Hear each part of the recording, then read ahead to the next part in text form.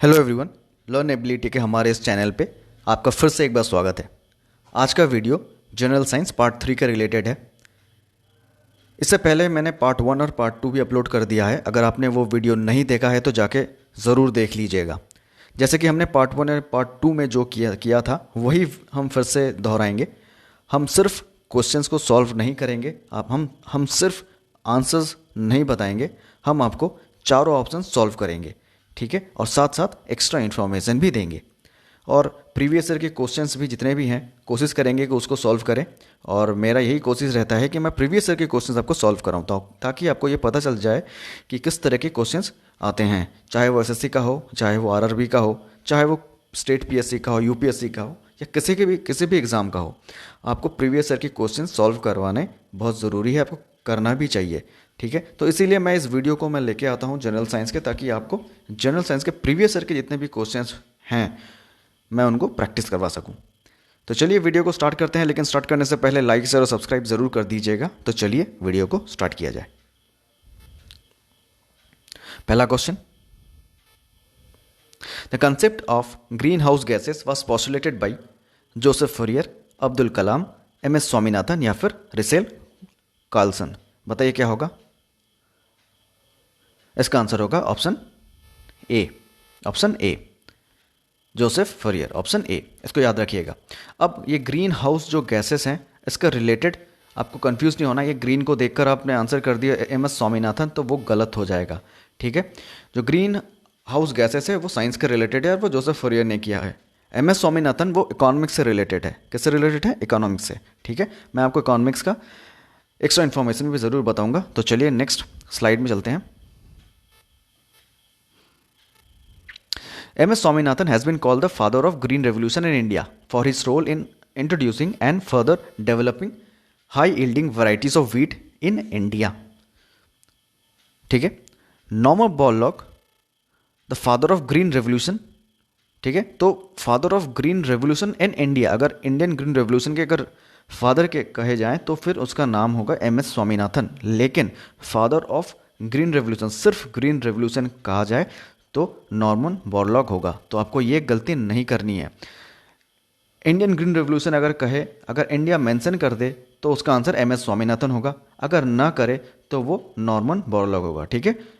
इसी green revolution की वजह से उन्होंने 1970 में नोबेल पीस प्राइज़ हासिल किया, ठीक है।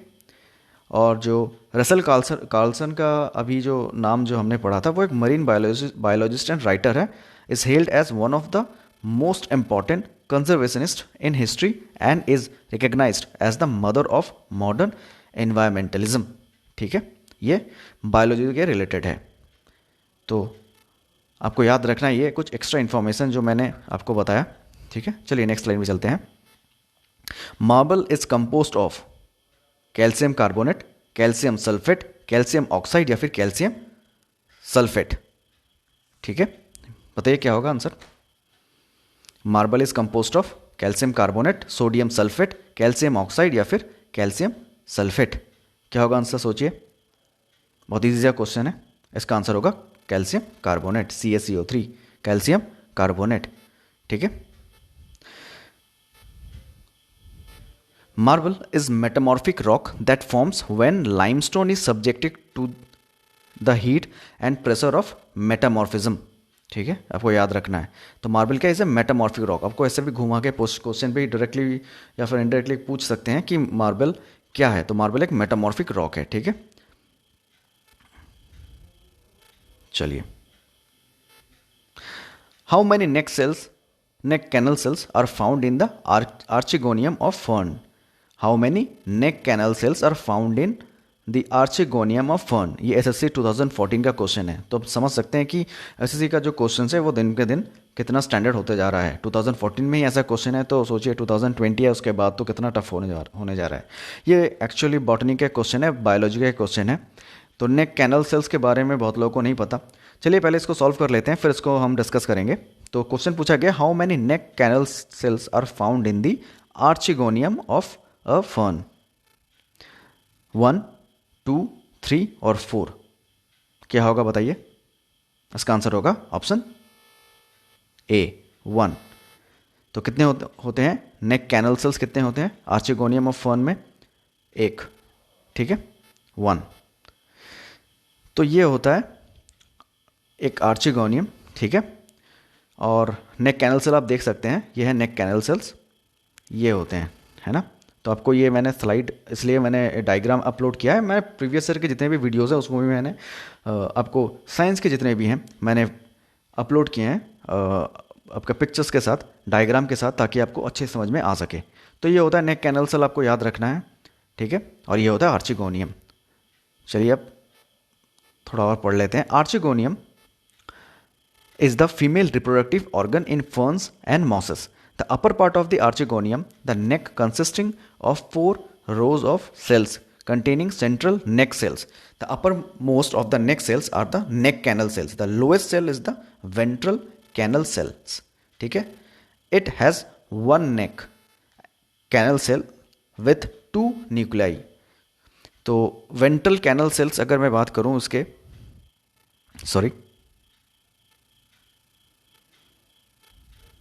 हाँ, तो ये देखिए अभी मैंने बताया था कि नेक कैनल सेल्स होता है और लोअर में वेंटर कैनल सेल्स, ठीक है। तो ये दोनों होते हैं, तो मैंने ऐसे ही बताया था। तो ये क्या, आर्चिगोनियम एक फीमेल रिप्रोडक्टिव ऑर्गन है फर्न्स एंड मॉसेस के, ठीक है। फर्न्स जो मॉसेस होते हैं उसके ये रिप्रोडक्टिव ऑर्गन है, ठीक है। और साथ ही साथ आपको याद रखना है कि इसके नेक कैनल सेल्स कितने हैं। ये अपर मोस्ट जो भी पार्ट होता है उसमें वो अपर मोस्ट पार्ट का है नेक कैनल सेल्स, और लोअर मोस्ट पार्ट में है वेंट्रल कैनल सेल्स। आपको डायग्राम में भी मैंने दिखाया था। और उसमें सिर्फ एक ही नेक कैनल सेल होता है, ठीक है, जिसमें 2 न्यूक्लियाई होते हैं। थोड़ा डिटेल्स में है, तो जिनको पता है तो ठीक है, वैसे तो थोड़ा बॉटनी का क्वेश्चन है, टफ क्वेश्चन है थोड़ा। चलिए, एयू डिजॉल्व्स इन, एयू मतलब एयू क्या होता है बताइए, एयू क्या होता है? एयू होता है गोल्ड। आपको ऐसा सिंबल से भी दे सकते हैं, तो मैंने इसीलिए ऐसे क्वेश्चंस मैंने सेलेक्ट किया है। तो AU dissolves in solution, acid, water या फिर एक्वारिजिया। सोचिए। तो पहले एयू का आपका मतलब समझ में आ गया ही होगा कि एयू मतलब गोल्ड, ठीक है, गोल्ड होता है, गोल्ड। तो इन ऑप्शंस को अगर चूज करें तो इसमें थोड़ा सा अलग यही लगता है एक्वारिजिया, और यही सही आंसर है, ठीक है, यही सही आंसर है। Aqua regia is the right answer. तो एयू डिजॉल्व्स इन एक्वारिजिया, ये करेक्ट आंसर है, ऑप्शन 4। लेकिन जानना जरूरी है कि एक्वारिजिया है क्या, तो इसके लिए चलिए नेक्स्ट स्लाइड में चलते हैं। Aqua regia is a mixture of concentrated nitric acid and hydrochloric acid. आपको ये याद रखना है, कॉन्सेंट्रेटेड नाइट्रिक एसिड और हाइड्रोक्लोरिक एसिड। आपको ये कॉन्सेंट्रेटेड ये वर्ड भी याद रखना है, नाइट्रिक एसिड तो ज़रूर याद रखना है, साथ ही साथ हाइड्रोक्लोरिक एसिड भी याद रखना है। अब इसके पोर्शन भी आपको याद रखने हैं। Usually 1 part of the former, मतलब नाइट्रिक एसिड 1 और 3 parts of the latter by volume, मतलब हाइड्रोक्लोरिक एसिड 3 पार्ट्स में होता है, मतलब 1:3 में होता है, जिसमें नाइट्रिक एसिड 1 और हाइड्रोक्लोरिक एसिड 3। तो इस रेशो को आपको याद रखना है, 1:3 रेशो में रहता है। ये बहुत इंपॉर्टेंट है, और एक्वारिजिया के क्वेश्चंस पहले भी बहुत बार पूछे जा चुके हैं, तो आपको ये भूलना नहीं है।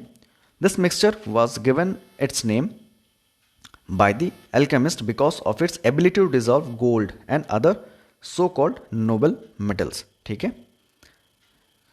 इसका एक्चुअल मीनिंग है रॉयल वाटर, इसीलिए वहीं से आता है, ताकि क्योंकि ये गोल्ड और ऐसे जितने भी बहुत कॉस्टली मेटल्स हैं उनको वो डिजॉल्व कर देता है, नोबल मेटल्स को डिजॉल्व करता है, इसीलिए इसका नाम पड़ा है एक्वारिजिया। तो आपको याद रखना है, सिर्फ इतना ज़रूर याद रखना है कि इसमें कॉन्सेंट्रेटेड नाइट्रिक एसिड और हाइड्रोक्लोरिक एसिड होता है, और इसमें रेशियो होता है 1:3, नाइट्रिक एसिड 1 और हाइड्रोक्लोरिक एसिड 3, ठीक है। चलिए नेक्स्ट स्लाइड में चलते हैं। What is the importance of using pneumococcal conjugate vaccine?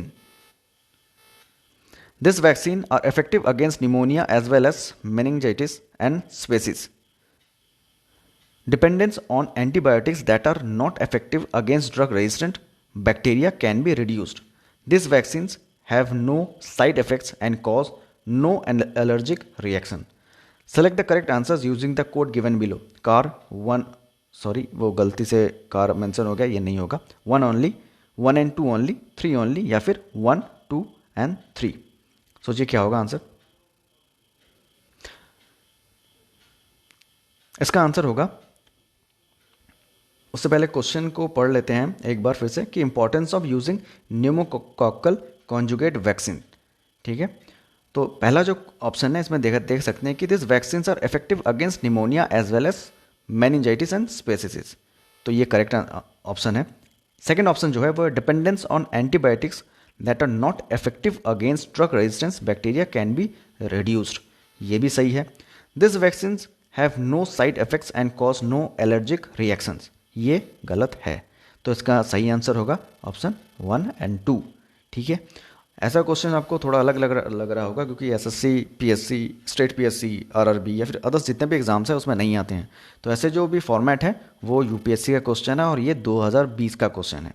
ठीक है, 2020 का ये क्वेश्चन है। जीएस पार्ट 1 का ये क्वेश्चन है जो कि 4 अक्टूबर का हो चुका है एग्ज़ाम, इसी महीने। तो चलिए इसको थोड़ा सॉल्व करते हैं कि जो हमने लास्ट ऑप्शन जो है वो गलत क्यों है। तो चलिए इसको सॉल्व किया जाए।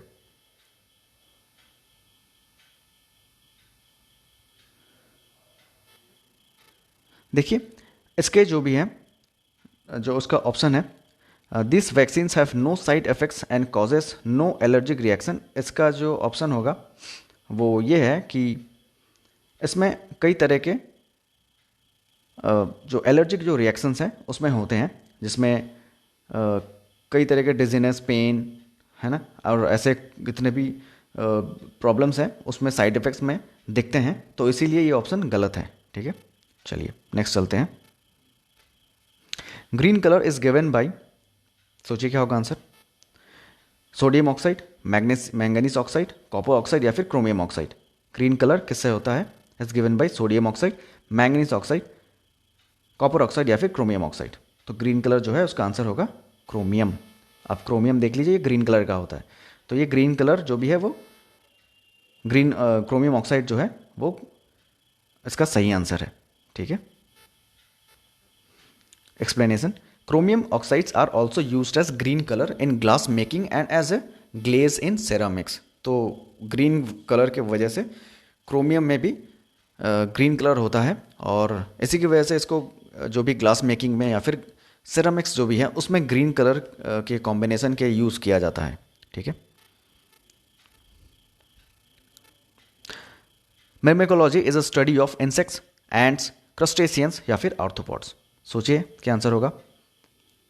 थोड़ा डिफिकल्ट सा है, आपको ऐसे जितने भी स्टडीज़ हैं उनको पढ़ना है। मैंने पिछले वीडियोस में भी करवाए हैं और एसएससी सीजीएल में भी बहुत क्वेश्चंस ये रिपीट होते हैं। तो सोचिए क्या होगा मिर्मेकोलॉजी, ये किसका आंसर, इसका सही आंसर क्या होगा? Is a study of, answer B, answer B, ends. ठीक है, अब आंसर तो पता चल गया, लेकिन इंसेक्ट्स भी पता चल जाता है, लेकिन क्रस्टेशियंस या फिर आर्थ्रोपॉड्स इनके बारे में हमको नहीं पता है ना। इंसेक्ट्स के बारे में सही पता है, जो कीड़े मकोड़े होते हैं उनको इंसेक्ट्स कहा जाता है। क्रस्टेशियंस क्या होते हैं? जैसे क्रैब्स होते हैं, है ना, प्रॉन्स जो भी होते हैं, जो भी फिश जो होते हैं, वाटर जो भी ऐसे जो भी समुद्र में मिलते हैं, ठीक है, झींगे जिसे कहते हैं, उनको क्रस्टेशियंस कहते हैं। और आर्थ्रोपॉड्स क्या है? आर्थ्रोपॉड्स एक फाइलम है और ये तीनों उसके सब फाइलम है। वैसे भी एंड्स में इंसेक्ट्स के अंडर में पड़ता है, ये सब फाइलम के अंडर में पड़ता है। ठीक है, आर्थ्रोपॉड्स का एक्चुअल मीनिंग होता है जॉइंट लेग्ड एनिमल्स, उसी के अंडर में ये इंसेक्ट्स, एंड्स, क्रस्टेशियंस इसी के अंडर में पड़ते हैं। चलिए हम इसको थोड़ा सा अच्छे से पढ़ लेते हैं तो आपको अच्छे समझ में आ जाएगा। देखिए यहाँ पर मैंने डायग्राम भी दे दिया है। तो ये होता है क्रस्टेशियंस, है ना, ये क्रस्टेशियंस है, सॉरी ये नहीं है, ये है क्रस्टेशियंस, ये है। ठीक है, और ये बाकी सब जितने भी हैं ये होते हैं आर्थ्रोपॉड्स। ठीक है, the name arthropod means jointed legs, in the Greek arthros means joint and podos means legs. तो ये जॉइंट लेग्ड एनिमल्स है। ठीक है, तो इसी वजह से जितने भी इंसेक्ट्स हैं और जो भी ऐसे जॉइंट लेग्ड एनिमल्स होते हैं वो आर्थ्रोपॉड के अंडर में आते हैं। ठीक है, आपको से क्लासिफिकेशन जो है उसमें से भी आपको क्वेश्चंस पूछे जाते हैं, तो आपको याद रखना है। इसके जो भी आर्थ्रोपॉड्स हैं या फिर अदर्स जितने भी इसके फाइलम्स हैं, ठीक है, उसको पढ़ना बहुत ज़रूरी है। एकानोडर्माटा हो जाता है, फिर आपका और भी जितने भी हैं उनको आपको पढ़ना है। उसमें क्वेश्चंस पूछे जाते हैं कि उसके जैसे ग्रीन ग्लैंड्स कौन से हैं, है ना, बुक लंग्स किस में पाए जाते हैं, कौन से फाइलम में पाए जाते हैं, तो आपको इनको याद रखना है। चलिए नेक्स्ट में चलते हैं। फिर से एक यूपीएससी सीसैट 2020 का क्वेश्चन है, which of the following statements are correct regarding the general difference between plants and animal cells. Plant cells have cellulose cells while animal cells do not. Plant cells do not have plasma membrane unlike animal cells which do. Mature plant cells has no large vacuoles. Select the correct answer using the code given below. 1 and 2 only, 2 and 3 only, 1 and 3 only या फिर 1, 2 and 3। सोचिए क्या होगा answer. इसका answer होगा 1 and 3 only. ठीक है, मतलब 1 होगा। Plant cells have cellulose cells walls and while animal cells do not. और number 3, mature plant cells has 1 large vacuole या वैक्यूल्स। ठीक है, वैक्यूल और वैक्यूल्स होगा, यहाँ पर ऐसे एक स्लैश होगा, वो मिस हो गया, सॉरी। तो ये है इसका करेक्ट आंसर, ऑप्शन सी। चलिए,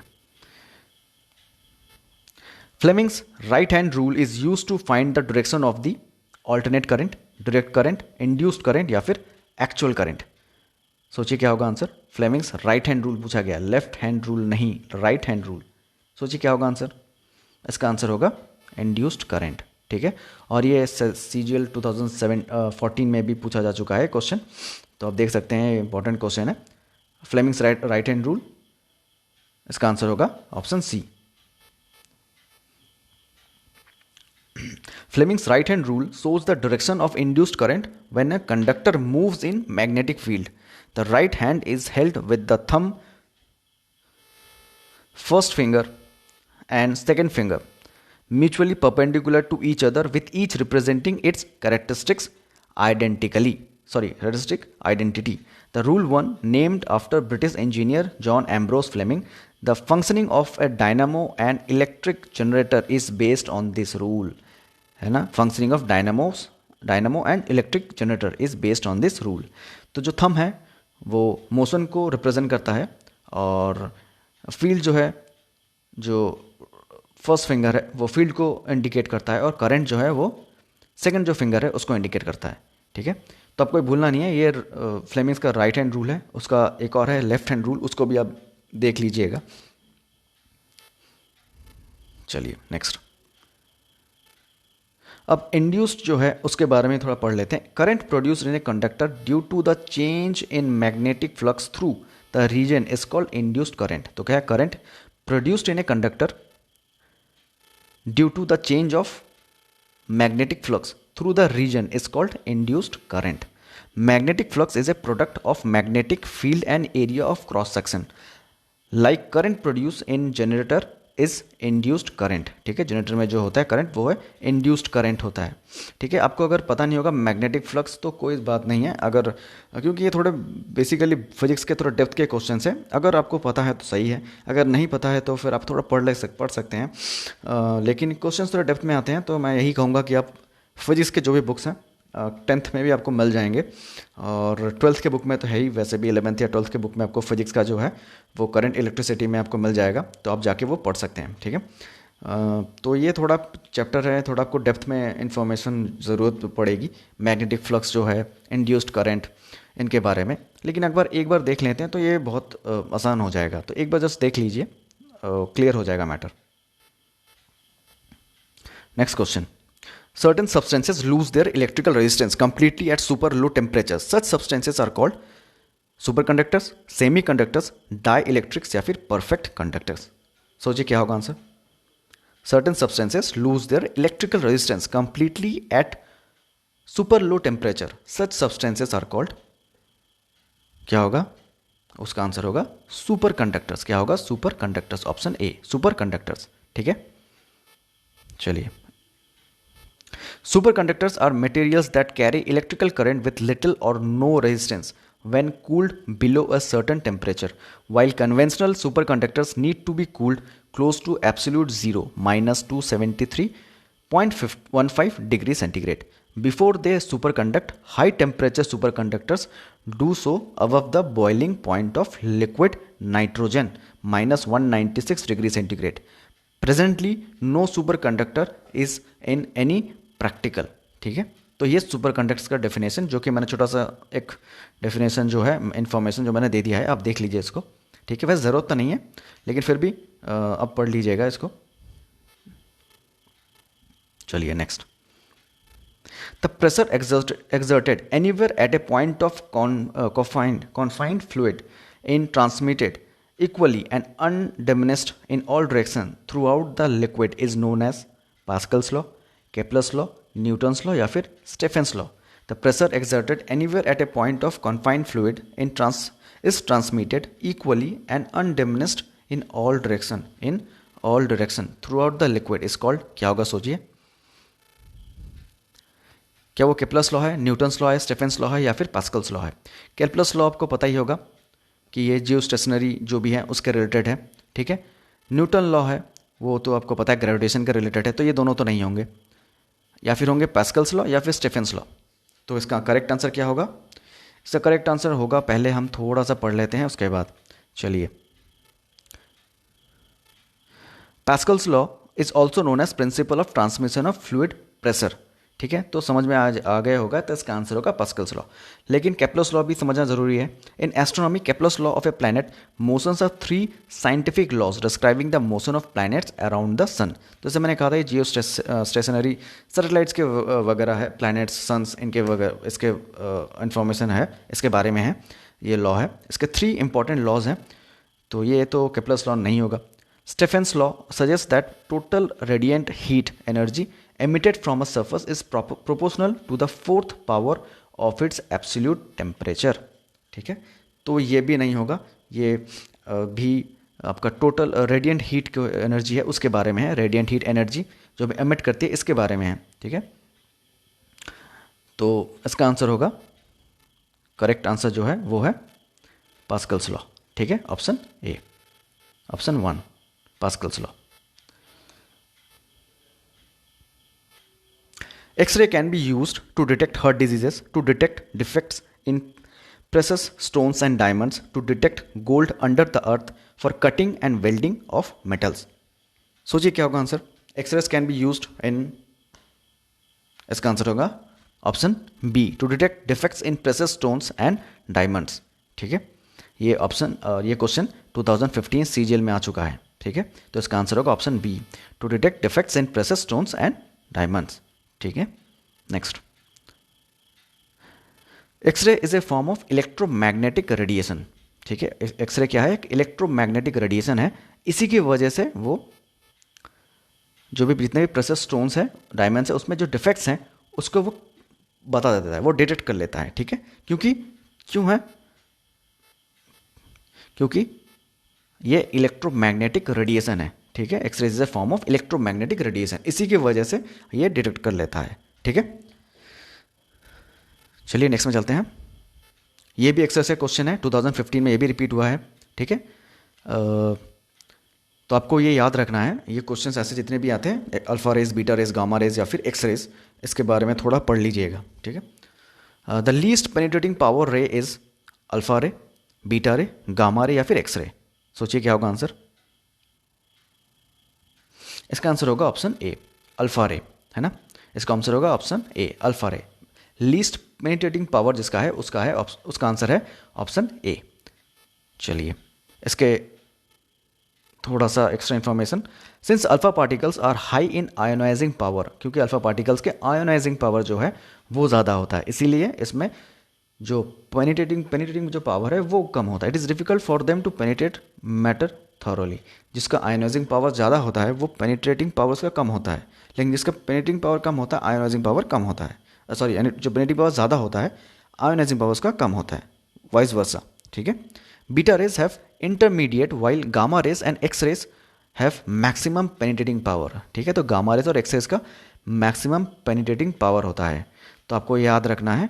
और ऐसे क्वेश्चंस पूछे जाते हैं कि आयोनाइजिंग पावर किसका ज़्यादा है या फिर पेनिट्रेटिंग पावर किसका ज़्यादा है, तो आपको वो भूलना नहीं है. ऐसे क्वेश्चंस पूछते हैं, आप अगर एक बार चैप्टर पढ़ लेते हैं, आपको याद हो जाएगा, फिर एक ही बार आप पढ़ेंगे तो उसको क्लियर हो जाएगा। एक बार पढ़ लीजिएगा, और इम्पॉर्टेंट क्वेश्चन है, बहुत बार रिपीट हो चुका है ये।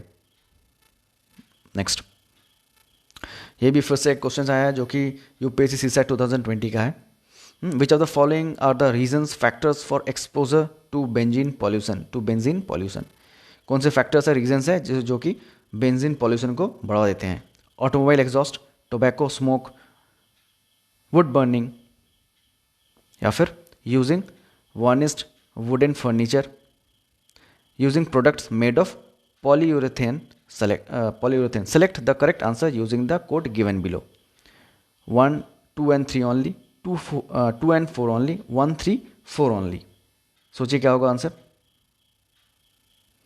दोस्तों यहाँ पर एक गलती मैंने कर दी है, इसका जो ऑप्शन डी है वो मैंने मिस कर दिया। इसका ऑप्शन डी होगा 1, 2, 3, 4 एंड 5। तो इसका ये करेक्ट आंसर होगा 1, 2, 3, 4, 5। ठीक है, तो जो बेंजीन पॉल्यूशन के जो लक्षण है वो है 1, 2, 3, 4 एंड 5, पाँचों। ठीक है, ये पाँचों इसके आंसर्स हैं। तो ऑप्शन मिसिंग है, वेरी सॉरी इसके लिए। ऑप्शन डी जो है मैंने वो अब मतलब डालना भूल गया, मैं टाइपिंग में थोड़ी गलती हो गई, उसके लिए मैं माफ़ी चाहता हूँ। और ये 1, 2, 3, 4 एंड 5 पाँचों ऑप्शन इसके करेक्ट होंगे। ठीक है, which of the following is dry ice? Solid carbon dioxide, solid carbon monoxide, liquid carbon dioxide, या फिर लिक्विड कार्बन मोनोऑक्साइड। सोचिए क्या आंसर होगा इसका। ड्राई आइस किसे कहा जाता है? सॉलिड कार्बन डाइऑक्साइड, या फिर solid carbon monoxide, liquid carbon dioxide, या फिर liquid carbon monoxide. Dry ice आपने देखा ही होगा बहुत बार, जो मच्छी बाज़ार में होता है या फिर कहीं भी जगह होता है, वो ड्राई आइस यूज़ करते हैं, है ना। जिससे जो मच्छी हैं, जो भी मछलियां हैं वो सड़ ना जाए, या फिर कोई भी जो चीज़ें हैं वो सड़ जाती हैं, तो इसीलिए उसको ड्राई ऐसे किया जाता है। तो वो सॉलिड होती हैं। तो लिक्विड जो है वो तो नहीं होंगी, ऑप्शन देख के पता ही चल रहा है, बस होंगी या फिर कार्बन डाइऑक्साइड या फिर कार्बन मोनोऑक्साइड। अगर कार्बन मोनोऑक्साइड हो तो उसमें खतरा बहुत ज़्यादा है। ठीक है, कार्बन मोनोऑक्साइड बहुत हानिकारक होता है, तो ये तो नहीं होगा। तो ड्राई गैस क्या होगा? ड्राई गैस होगा वो है कार्बन डाइऑक्साइड। एक ही ऑप्शन बचता है, उसका करेक्ट आंसर है कार्बन डाइऑक्साइड। ठीक है, ऑप्शन 1।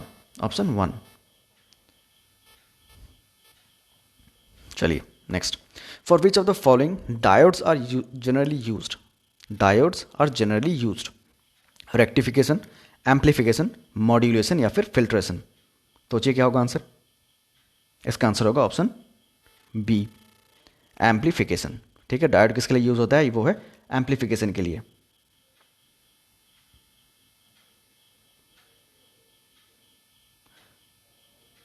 सॉरी, मैंने गलती बोल दिया दोस्तों, वेरी सॉरी। उसका रेक्टिफिकेशन आंसर होगा।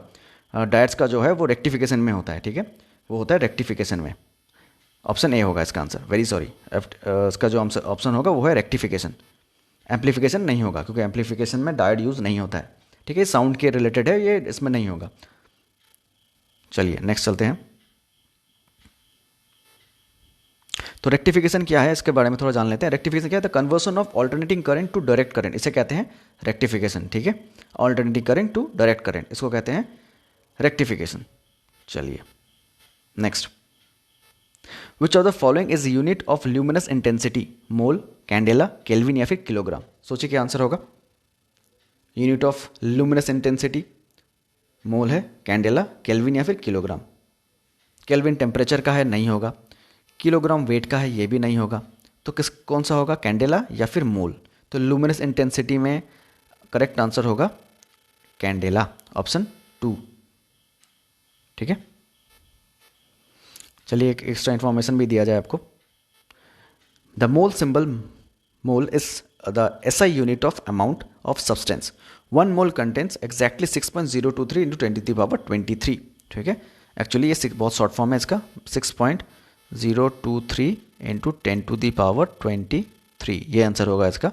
आप उसको याद रख सकते हैं तो ठीक है, लेकिन इसको भी याद रख लीजिए, ये बहुत शॉर्ट फॉर्म में यही आता है क्वेश्चन, 6.023 × 10⁻23। ठीक है, जो 6.022 है उसके साथ 1.14076, उसको भी जीरो शॉर्ट फॉर्म में 6.023 लिखा जाता है। इसको पूरा फुल फॉर्म में लिखा गया, लेकिन एक्चुअली में 6.023 × 10⁻23 होता है। इसका जो 1 मोल जो है, इसको भी आप याद रखिएगा, साथ ही साथ इसको याद रखिए कि किसका है ये होता है SI unit of amount of substance. और केल्विन का मैंने बता दिया, वो तो टेम्परेचर का है, और किलोग्राम तो वेट का है, सभी को पता है। चलिए, depth of the ocean is measured by fathometer, mariners compass, radar या फिर टैकोमीटर। सोचिए क्या आंसर होगा। इसका आंसर है ऑप्शन, बताइए, ऑप्शन 1 फैथोमीटर। ठीक है, depth of option is measured by fathometer. ठीक है, अब फैथोमीटर समझ में आ गया, कंपास भी समझ में आ गया, सॉरी कंपास भी समझ में आ ही गया होगा, रडार भी समझ में आ जाता है, फैथोमीटर तो समझ में आ गया कि ये डेप्थ ऑफ ओशन जो मेजर किया जाता है। लेकिन टैकोमीटर ये क्या है, ये क्या है टैकोमीटर, इसको समझना बहुत ज़रूरी है। ठीक है, ऐसे क्वेश्चन फिर अगर आ गया तो चलिए इसको जान लेते हैं। टैकोमीटर क्या है? Tachometer is an instrument measuring the rotation speed of shaft or disc as in a motor or other machine. The device usually displays the revolution per minute RPM on a calibrated analog dial. ठीक है, तो एक गाड़ी में आपने देखा होगा ऐसे रहता है, तो इसी को टैकोमीटर कहते हैं। ठीक है, पिक्चर में आप देख लिए, डायग्राम मैंने दिया है, इसमें ही इसी को कहते हैं टैकोमीटर, जो कि गाड़ियों में होते हैं। चलिए next, in the context of recent advance in human reproductive technology, pro-nuclear transfer is used for fertilization of egg in vitro by the donor sperm, genetic modification of sperm producing cells, developing of stem cells into functional embryos, prevention of mitochondrial disease in offsprings। तो सोचिए क्या होगा, pro nuclear transfer है ना, इसका क्या होगा answer, किस में यूज होता है, सोचिए क्या होगा। इसका आंसर होगा option D, prevention of mitochondrial disease in offsprings. और ये यूपीएससी सीसैट 2020 में है, इंपॉर्टेंट है। तो आपको ये याद रखना है कि ऐसे जो क्वेश्चंस है ना, जो भी प्रो न्यूक्लियर ट्रांसफर्स है ना, तो ये रिसेंटली कुछ भी अगर साइंस एंड टेक्नोलॉजी के क्वेश्चंस पूछे जाते हैं तो उसमें से वो पूछ लेता है। जो भी यूपीएससी के लिए प्रिपरेशन कर रहे हैं तो उनके लिए खासकर आप करंट टॉपिक्स को पहले अच्छे से पढ़िए, है ना, क्योंकि करंट टॉपिक से ही क्वेश्चंस आ जाते हैं। देखिए इसमें भी प्रो न्यूक्लियर जो है वो रिसेंटली एक टॉपिक में था, तो इसीलिए इसको क्वेश्चन पूछा गया कि किस में काम में आता है। तो आपको इसके लिए वो करंट अफेयर्स पढ़ना पड़ेगा, साइंस साथ ही में साथ आपको साइंस एंड टेक्नोलॉजी जो भी है उसको अच्छे से पढ़िए, तो आपको बाकी सब हो जाएगा। तो करंट अफेयर्स पढ़ना बनता है। ठीक है, जो भी यूपीएससी का जो दे रहे हैं उनके लिए तो ये बनता ही है। ठीक है, आप दूसरे चैनल्स भी फॉलो कर सकते हो, वही उसमें भी वही कहेंगे कि ज़्यादा से ज़्यादा करंट अफेयर्स को सॉल्व कीजिए, उसके लिए न्यूज़पेपर पढ़िए। ठीक है, या फिर आप मैगजीन्स जितने भी हैं उनको फॉलो कीजिए, उसमें से आपको मिल जाएंगे। और साइंस एंड टेक्नोलॉजी के तो ज़्यादा से ज़्यादा ही कीजिए, क्योंकि इस साल भी सिविल सर्विसेज में मैक्सिमम क्वेश्चंस जितने भी आए थे वो बायोलॉजी के रिलेटेड थे। ठीक है, फार्मिंग के रिलेटेड थे, बहुत सारे साइंस के क्वेश्चन से रिलेटेड थे और बहुत डेप्थ से क्वेश्चन पूछे गए थे। तो आपको वो क्वेश्चन जितने भी हैं वो करंट टॉपिक्स में हैं, उसमें से भी मैक्सिमम क्वेश्चन आ जाते हैं, पूछे जाते हैं। चलिए, the concave lens always forms an image which is real and erect, virtual and erect, real and inverted या फिर वर्चुअल एंड इन्वर्टेड। सोचिए क्या होगा आंसर। कॉन्केव लेंस पूछा गया है, गलती मत कीजिएगा, कॉन्वेक्स अलग है, कॉन्केव अलग है। तो कॉन्केव लेंस क्या होगा, virtual and erect, option B, virtual and erect, option B.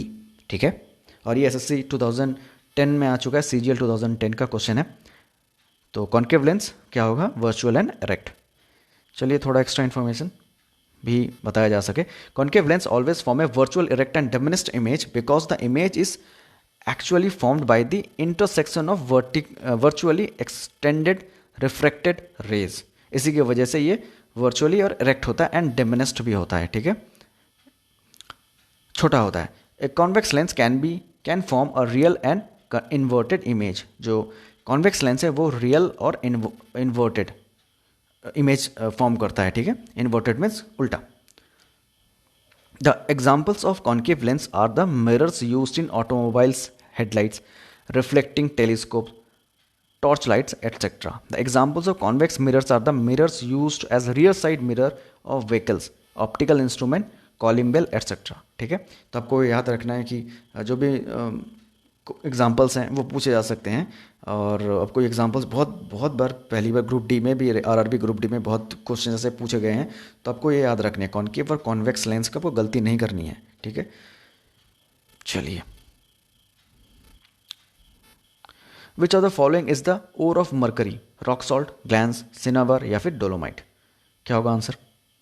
Mercury का बहुत इजी सा क्वेश्चन है, उसका आंसर होगा सिनाबार, ठीक है। इंपॉर्टेंट क्वेश्चन है, सिनाबार आपको याद रखना है, इसको याद रखिएगा, ठीक है। रॉक सॉल्ट आपको पता ही है NaCl का एक और है ना।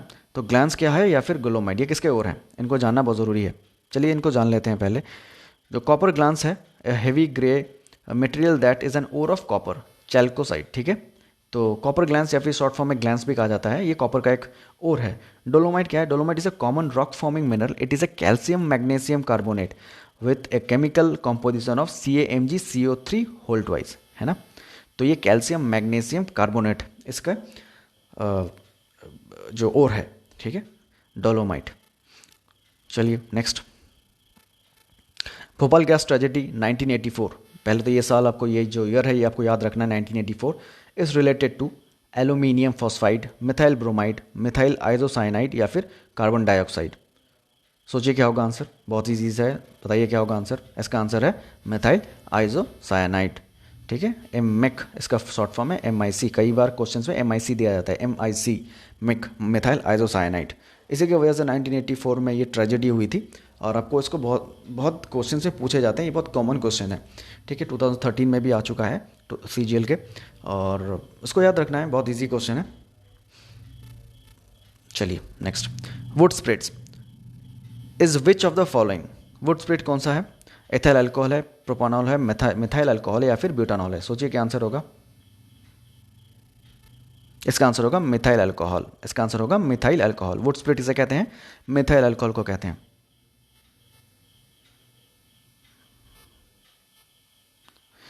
Extra information, methanol also known as methyl alcohol, wood naphtha, methyl hydrate और wood spirits is a chemical with the formula of CH3OH. Methanol acquired the name wood alcohol because it was once produced chiefly by the destructive distillation of wood. तो ये destructive distillation of wood की वजह से आ चुका है कि wood spirit, ठीक है, इसका नाम पड़ा है wood spirit। तो ये छोटा सा इन्फॉर्मेशन है आपको याद रखने के लिए, ठीक है। तो इसके कई नाम हैं, मिथाइल अल्कोहल, और मिथाइल अल्कोहल को मिथानॉल कहते हैं। जो ऑल है वो अल्कोहल से आता है ना। आपको अगर जिन्होंने साइंस पढ़ा है तो केमिस्ट्री में तो आपको पता ही होगा, जो ऑल है वो मेथानॉल, ये अल्कोहल से आता है, इसका शॉर्ट फॉर्म है मेथानॉल। तो गलती मत कीजिएगा, अगर मिथाइल अल्कोहल के जगह मेथानॉल दे दिया जाए तो एक ही है, ठीक है। Wood alcohol, wood naphtha, methyl hydrate या फिर वुड स्पिरिट्स, ये सब एक ही नाम है, वो मिथाइल अल्कोहल का ही बहुत सारे नाम हैं, ठीक है। चलिए नेक्स्ट, फिर से एक और क्वेश्चन UPSC सिविल सर्विस 2019 का क्वेश्चन है। Consider the following, carbon monoxide, methane, ozone, sulphur dioxide, which of the following are released into the atmosphere due to the burning of crop biomass residue? 1 and 2 only, 2, 3, 4 only, 1 and 4 only या फिर 1, 2, 3 and 4? सोचिए क्या answer होगा। Consider the following, carbon monoxide, methane, ozone, sulphur dioxide, which of the following are released into the atmosphere due to burning of crop biomass residue? क्या होगा सोचिए।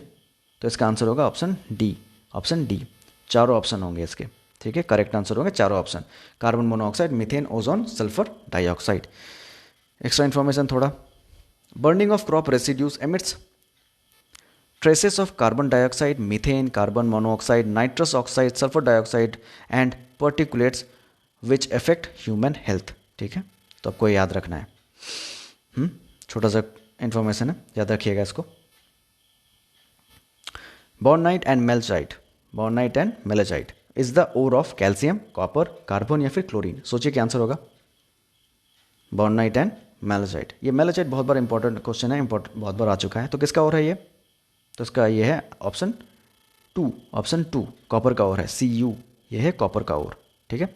ऐसे questions मैंने प्रीवियस जितने भी पार्ट हैं मैंने करवाए हैं, RRB का मैंने पार्ट 1 भी करवाया है, तो उसमें भी ये क्वेश्चन मैंने अपलोड किया है। अगर आपने नहीं देखा है तो जाकर देख लीजिए। और मैं एक और बार बता देता हूँ कि मेटलर्जी से क्वेश्चंस रिपीट हो रहे हैं बहुत बार, चाहे वो RRB हो, चाहे वो UPSC हो, चाहे वो SSC का क्वेश्चन हो, क्वेश्चंस रिपीट होते हैं मेटलर्जी से। तो इसीलिए मैंने पिछले वीडियोस में भी बताया था, उसमें मैंने एक चार्ट भी दिया था कि प्रीवियस ईयर के जितने भी क्वेश्चंस हैं, जो भी रिपीट होते हैं, उसका मैंने एक चार्ट फॉर्मेशन में दे दिया है।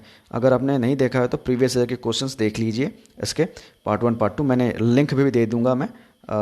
जो इसके जो पार्ट 1 है एसएस जनरल साइंस पार्ट 1 या फिर जनरल साइंस पार्ट 2, दोनों के ही जो लिंक है मैं डिस्क्रिप्शन बॉक्स में दे दूंगा, आप जाके देख लीजिएगा।